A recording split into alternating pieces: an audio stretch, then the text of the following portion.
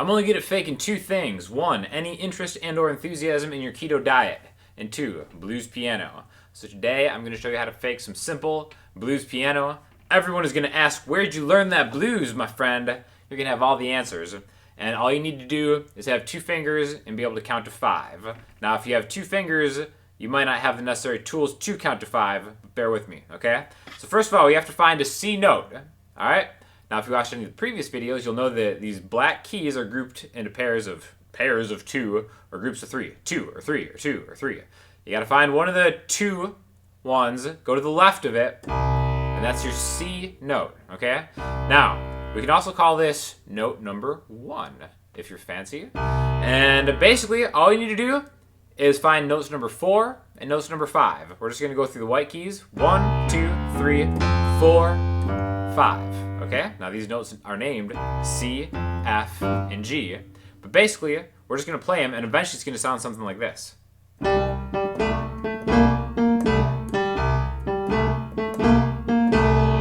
Bluesy was that, right? People are going to be like, where did you learn that blues? Always just come up with some kind of outlandish story. One of the main principles of the blues is maintaining some kind of mystery around where you learned it. So I would just be like, I learned it from a cat in Richmond. And then they'd be like, Richmond, Virginia? Be like, no, not that one. There's a Richmond in every state. I looked into that. That's fact. So start with the C note. We're going to play it 4 times in a row, like that. That's going to be 1 bar of C, 1 bar of the 1 chord, something like that, right? And then with the right hand, we're going to count 5 past this. So we're going to find the next C, right? The next key to the left of a grouping of 2. Count to 5. 1, 2, 3, 4, 5. That should give you this note right here. This is a C note in your left hand and a G note in your right hand. So we're going to do a move, a riff, a blues riff with the right hand. It's going to sound like this. Just like that, okay? So, this note, up 1, and then a black key, right? We're getting into the black keys, which is something that's very, very professional sounding. And any onlooker that doesn't know what they're doing are going to be like, wow, that guy or girl plays with the black keys, they know what they're doing, right? So, G, A, look at this as A sharp or B flat, or you can just look at this as this random black key that we're adding to it. 1 and 2 and 3 and 4 back. Okay, so there's just 3 notes we're putting on top of this 1 chord. So again, if we're just kind of hitting this steady, every one of those beats is going to get 2 of these. So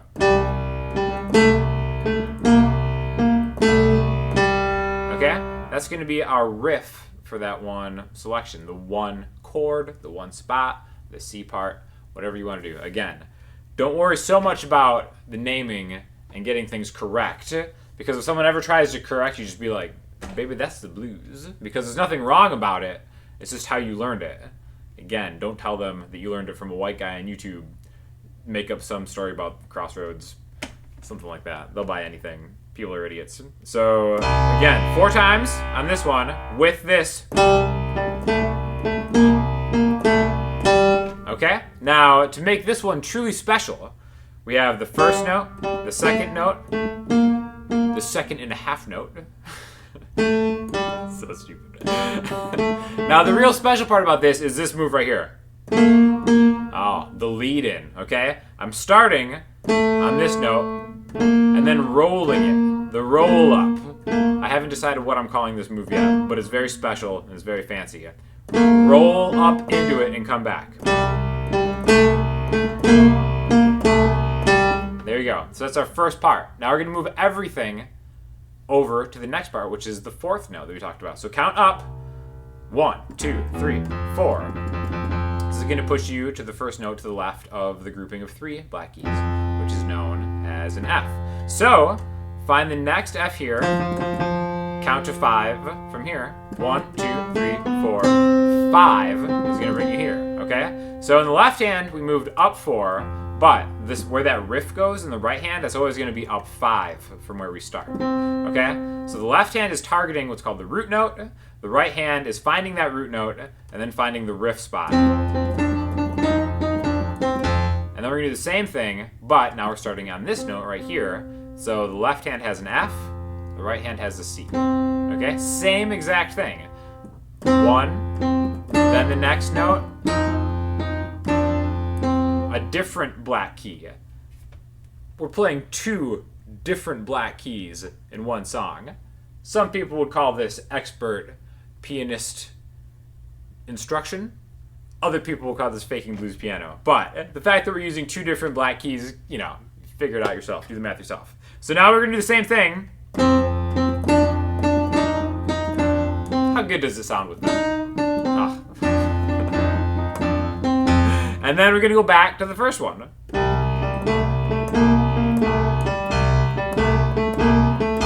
Repeat it. Do your thing, right? Now, here's the important part. We'll talk about the structure over at the end. Count from where we started. Count to 5. Again, that's the maximum amount of math that you have to do is the 5, the number 5 counting. 1, 2, 3, 4, 5. So now our root note is going to be this one right here is a G note in between the 2 black keys in the group of 3. And then we'll find that G in the right hand and then count to 5 from there. 1, 2, 3, 4, 5. So your right hand is going to be on this D note. Now we're going to do the same thing. You'll notice that, like, where's the black key here in between these 2 notes? There isn't one, so we're just going to go straight on up the white keys for this one. Just like that, okay? So we have pretty much the exact same kind of move, riff, pattern inside of 3 different locations. The first one, or the C. We have the next one, which is the 4 chord, 1, 2, 3, 4, and it's accompanying. And then the 5 chord, which is a G. Okay, so now the structure of this is really kind of up to you how you do it. Now, traditionally, if we have what's called the 1 chord, the 4 chord, and the 5 chord, we could do like an 8-bar blues. Again, 12-bar blues is more traditional, but again, you know, you don't want to have to explain the cool cat that you copied this from, so we're doing 8 because we don't have time to get to all 12. So to do that, we're going to do 2 bars of the 1 chord. So when I say a bar, it's just a 4 count each. So 1, 2, 3, 4. Again, you can mess with the variation however you want. 2 bars of the 4 chord, which is the F and the C, 2 times. Okay, that's halfway done. Now we're going to go right to the G, the 5 chord, back to the 4 chord, and then back to the 1 chord, which we could do 2 times.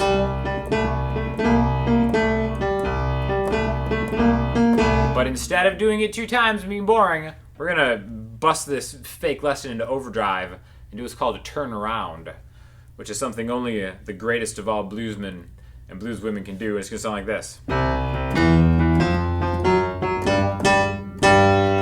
Sounds like you know what you're doing. Sounds like I know what I'm doing. It's all very nice and good. But we start with the C, skip a note. This is an E note, number 3, to number 4, to 4.5, to 5. 1, 2, and 3, and 4, and G note 3 times. You can double it up if you're a real boss.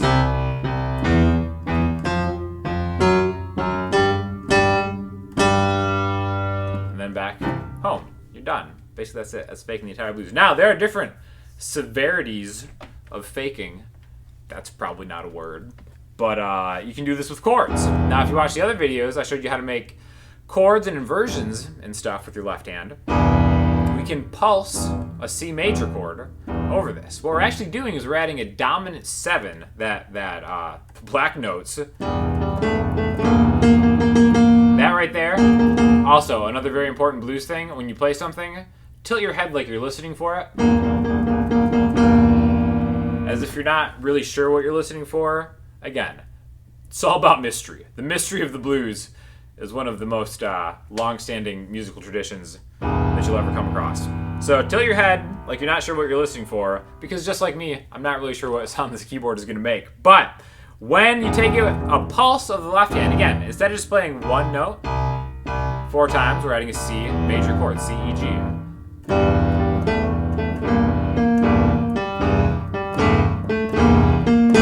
Sounds a little more impactful, forceful. Then we can go to the 4 chord. There's an easy way to switch if you watched the other video, or you can take a C, E, and G, go to a C. This is an inversion of an F chord, but everything still stays the same as far as the... Then just move it up to the G. Back to the... By the way, I'm gonna get a lot of comments about how this piano is shaking thunderously every time I use it. I can't afford a good stand because I'm a real bluesman. If I had one of those like nice tripod stands, you'd be like, this guy doesn't know the blues. You can afford a nice stand. Not quite there yet, okay? So cut me some slack, all right? But basically, that's it. You can play it single notes, play it with chords. Really, it's all about acting like you know what you're doing. Acting like it's costing you something. You're really feeling the blues on this one. And I'm pretty sure that's every blues song ever. Just kidding. It's not every blues song ever. But it's a good start on maybe kind of just trying something on piano. So give that a shot. Please let me know how your experiences have gone trying to do this. And hit me up in the comment section with any questions. Or Instagram or Twitter or the website. I'll talk to you soon. Thanks a lot.